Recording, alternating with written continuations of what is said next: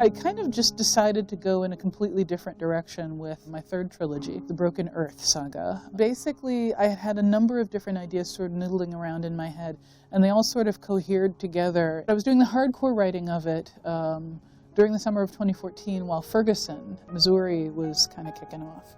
Watching tanks roll down the streets of this American city towards protesters that had no weapons, people who were just trying to protest a boy's death, a boy's unnecessary death.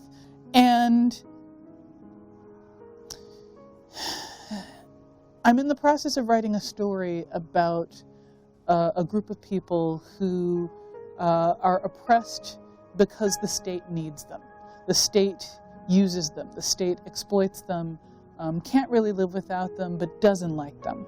So as I'm watching this, and as I'm understanding, for example, that the Ferguson city government balanced its budget by targeting black citizens primarily in Ferguson and fining them excessively, jailing them excessively, throwing them in jail until they could afford to pay fines and things like that. That's how it balanced its budget. They cut taxes for the middle class, predominantly white citizens, and then they balanced that budget by effectively predatory criminal justice. As I'm seeing this reality, and I'm writing about a world that's doing the same thing, but, you know, with magic,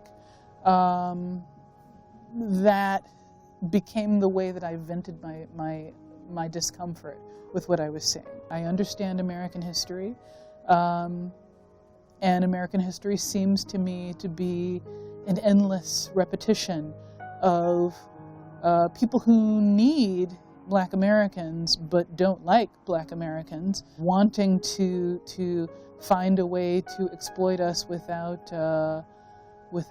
treating us like people.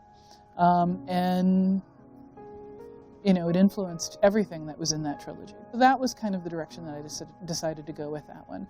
And I did not expect that trilogy to actually be successful because it was written in second person. It was weird. It was me being sort of experimental and a little wild. And people seemed to like it, surprisingly. Hachette,